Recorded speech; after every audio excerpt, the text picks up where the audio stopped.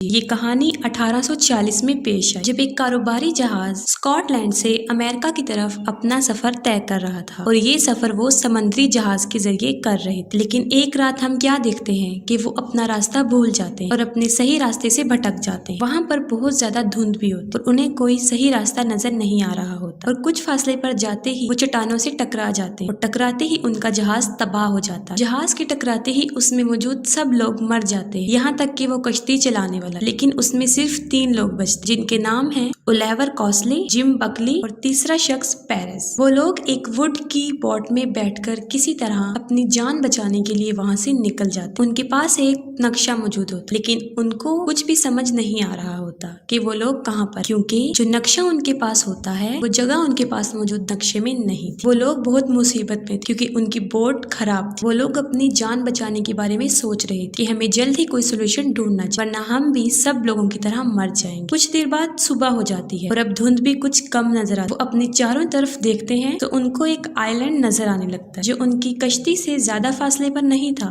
وہ لوگ فوراً اس کے کنارے پر آ جاتے اور وہاں آ کر کچھ دیر بیٹھ جاتے۔ وہاں پر بہت سکون اور سناٹا ہوتا ہے جس سے ان کو یہ محسوس ہوتا ہے کہ یہ آئی لینڈ بالکل خالی ہے، یہاں ان کے علاوہ کوئی نہیں ہے۔ کچھ دیر گزرنے کے بعد وہاں ایک بوڑھا شخص آتا ہے جس کا نام پنگل ہوتا ہے۔ دراصل وہ بوڑھا آدمی اس آئی لینڈ کا ہی رہائشی تھا۔ وہ اس آئی لینڈ پر ان تینوں کو بہت اچھے سے ویلکم کرتا ہے اور ان کو اپنے گھر لے جاتا ہے اور لے جاتے ہی اپنے گھر وہ انہیں کھانا کھلاتا ہے۔ کوسلی اپنی کہانی بتانا شروع کرتا ہے کہ وہ لوگ یہاں پر کیسے آئے، کیونکہ ان کا جہاز چٹانوں سے ٹکرا گیا تھا اور جہاں پر یہ واقعہ پیش آیا وہ اس بوڑھے شخص کے گھر سے زیادہ دور نہیں تھا۔ وہ لوگ یہ سوچ رہے ہوتے ہیں کہ شاید اس کشتی میں موجود ہمارے علاوہ اور لوگ بھی بچ گئے ہوں۔ وہ اس بوڑھے شخص کو کہتے ہیں کہ اس کو وہاں پر آگ جلانی چاہیے، اس کا فائدہ یہ ہوگا کہ اگر کوئی شخص بچ گیا ہوگا تو وہ یہاں پر آ جائے گا۔ اس کے جواب میں وہ بوڑھا شخص ان کو کہتا ہے کہ تم لوگ آرام کر لو، میں آگ جلا دوں گا۔ جو واقعہ ان کے ساتھ پیش آیا تھا اس میں کوسلی کا بازو بری طرح زخمی ہو جاتا ہے۔ وہ بوڑھا شخص ان کو مشورہ دیتا ہے کہ انہیں کچھ دن وہاں آئی لینڈ پر ہی اسٹے کرنا چاہیے جب تک کہ وہ پوری طرح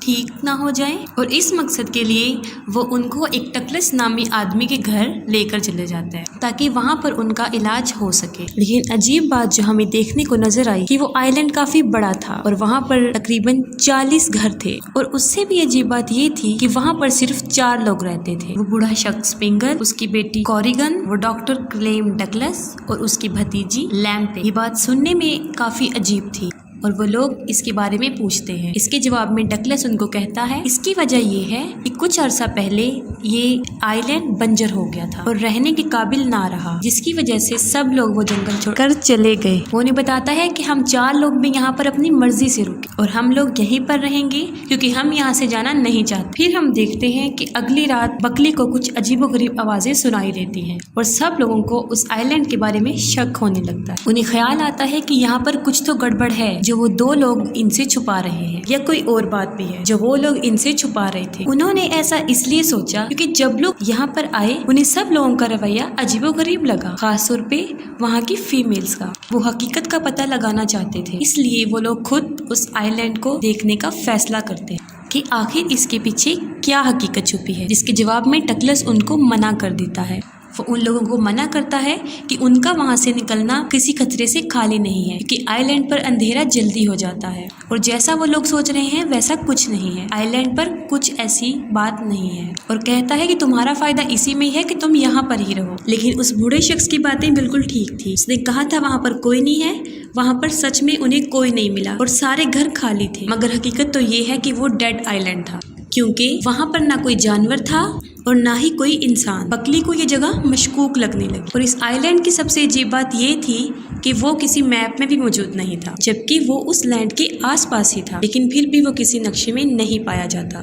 پیرس اور بکلی اس آئی لینڈ کا پتہ کروانے کے لیے جاتے ہیں اور وہ لوگ ایک دوسرے سے الگ ہو جاتے ہیں تاکہ وہ صحیح حقیقت جان سکے۔ بکلی اپنی منزل پر اس مقام پر جلدی واپس آ جاتا ہے جہاں وہ دونوں مشورہ کرتے ہیں کہ ہمیں واپس یہاں لوٹ کر آنا ہے، لیکن پیرس واپس جلدی نہیں آتا کیونکہ پیرس کی آئی سائٹ کمزور ہوتی ہے اور اس کو وہاں پر پاؤں میں موچ بھی آ جاتی ہے، جس کی وجہ سے وہ وہیں پر گم ہو جاتا ہے۔ لیکن اس سے بھی عجیب بات یہ کہ اسے اپنے ارد گرد کسی کے ہونے کا احساس ہوتا ہے اور عجیب و غریب آوازیں سنائی دیتی ہیں۔ ان آوازوں کو سنتے ہی اسے خوف محسوس ہونے لگتا ہے اور وہ مدد کے لیے اپنے دوستوں کو پکارتا ہے، لیکن وہاں پر اس کی سننے والا کوئی نہیں ہوتا۔ بکلی واپس گھر آ جاتا ہے اور وہ اپنے دوستوں کو بتاتا ہے کہ پیرس واپس نہیں آیا، اس لیے وہ سب اس کو ڈھونڈنے کے لیے نکل جاتے ہیں۔ لیکن ٹھیک اسی وقت ڈگلس وہاں پر آ جاتا ہے اور وہ ان لوگوں کو منع کر دیتا ہے کہ وہ اب یہاں سے باہر نہ نکلیں، ان کا گھر میں رہنا ہی بہتر ہے، کیونکہ اندھیرے میں نکلنا ان کے لیے کسی خطرے سے خالی نہیں ہو سکتا۔ اور وہ کہتا ہے ابھی تمہیں گھر پہ رہنا چاہیے، تم صبح کو اپنے دوست کو ڈھونڈ سکتے ہو۔ لیکن وہ سب لوگ بہت ڈرے ہوئے ہوتے ہیں کہ کہیں پیرس میں کوئی مصیبت میں تو نہیں۔ وہ سوچتے ہیں کہ پیرس کو کوئی نقصان تو نہیں پہنچ گیا۔ ان کو یہ خطرات آتے رہتے اور پھر وہی ہوتا ہے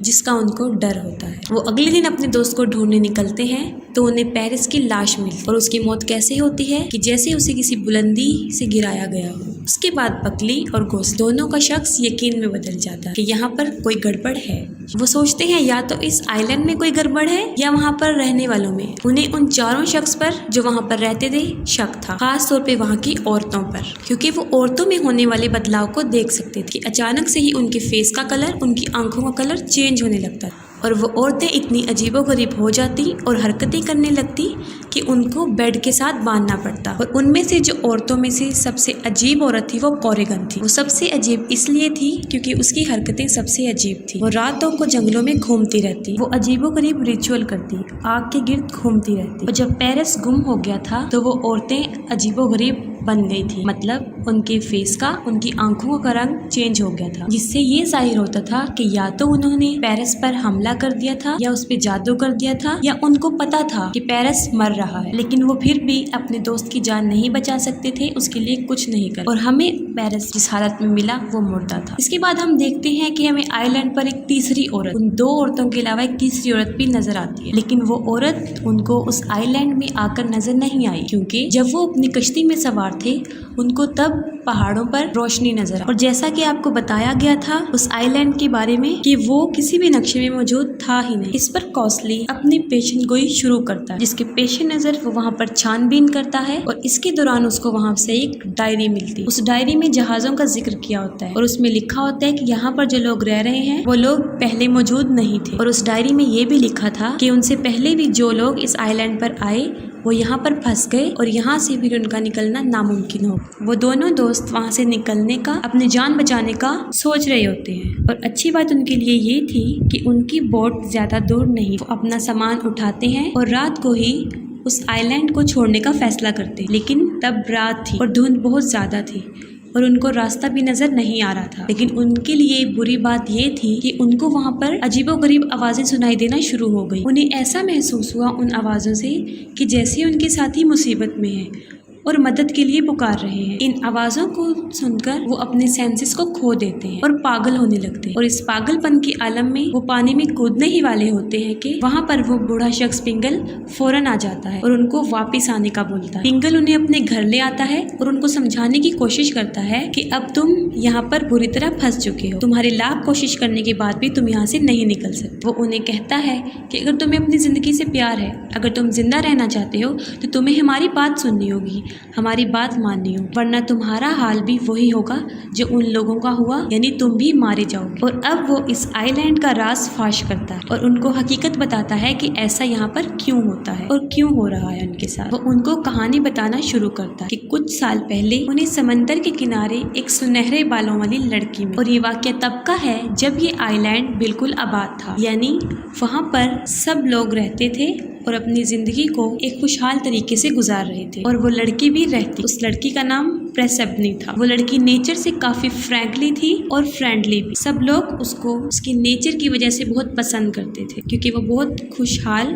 خوشباش لڑکی تھی، لیکن اس لڑکی کے بارے میں حقیقت کچھ اور تھی۔ وہ انسانی روپ میں ایک گاڈس یعنی ایک دیوی تھی۔ جب سے وہ اس آئی لینڈ پر آئی تھی اس آئی لینڈ کے حالات کافی اچھے ہو گئے، وہاں پر موجود کھیتوں کی پروڈکشن کافی زیادہ تعداد میں بڑھ گئی اور حالات کافی اچھے ہو۔ اس کی وجہ یہ تھی کہ میں نے آپ کو بتایا تھا کہ یہ فلم ایک گریک میتھولوجی ہے، یہ کہانی ایک گریک میتھولوجی ہے، اور گریک میتھولوجی کے حساب سے وہ لڑکی ایک دا گاڈس آف ہارپس کہا جاتا ہے اور اس کے باپ کا نام زیوس ہے اور ہیڈس پوری دنیا کا دیوتا تھا۔ وہ اپنی بیٹی کو اس آئی لینڈ پر لے گئے اور پھر اس کے بعد وہ وہاں کی گریک بن گئی۔ جب ربنی وہاں سے چلی گئی تو اس آئی لینڈ کے کافی برے حالات ہوئے، وہاں کے کھیت اجڑ گئے اور لوگ بھوک سے مرنے لگے۔ حقیقت میں وہ لڑکی اس آئی لینڈ پر ایک عام انسان کی طرح زندگی گزارنے آئی، لیکن اس آئی لینڈ کی کہانی کا کسی کو آج تک پتہ نہیں چلا۔ ربنی بہت خوبصورت، ہر مرد اس کی طرف اٹریکٹ ہو جاتا ہے۔ ایک دن کا واقعہ ہے کہ ایک مرد شراب کی حالت میں اس کے ساتھ بدتمیزی کرنے کی کوشش کرتا ہے اور اس کے دوران وہ اس لڑکی کو جان سے مار دیتا ہے۔ اس کا مطلب ہرگز یہ نہیں کہ وہ لڑکی پاورفل نہیں تھی یا وہ اس کا مقابلہ نہیں کر سکتی، کیونکہ اس وقت وہ ایک انسانی روپ میں تھی، اسی لیے اپنی پروٹیکشن کے لیے وہ کچھ نہیں کر سکتی۔ لیکن اس کے مرتے ہی